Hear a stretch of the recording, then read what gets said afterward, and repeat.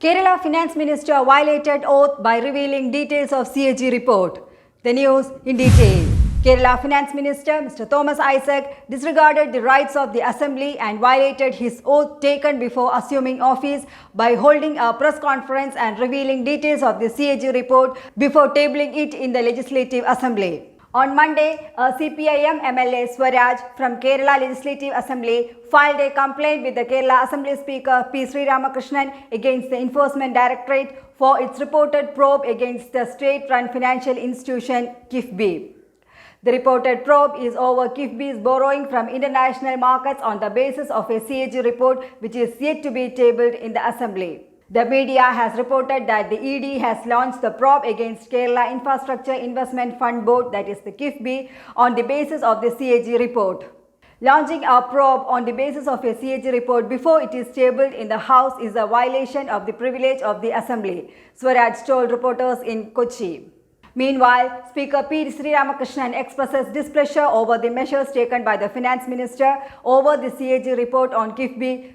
Speaker had shown his dissent over the Finance Minister dragging the Assembly into unnecessary controversies. The Speaker sought an explanation from Isaac over the incident at the earliest. The Speaker's action followed a complaint filed by Congress MLA V.D. Satishan to the Privileges and Ethics Committee of Kerala Legislative Assembly.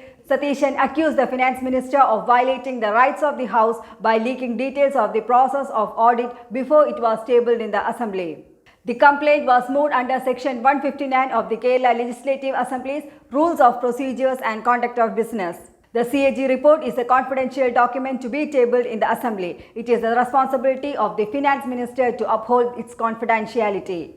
But he himself revealed the contents to the media. Though first he had claimed it to be a draft report, later he admitted it being the final report which led to the breach of parliamentary privileges. Thomas Isaac on Sunday lashed out at the Enforcement Directorate for its reported probe against the state-run KIIFBI over borrowing from international markets.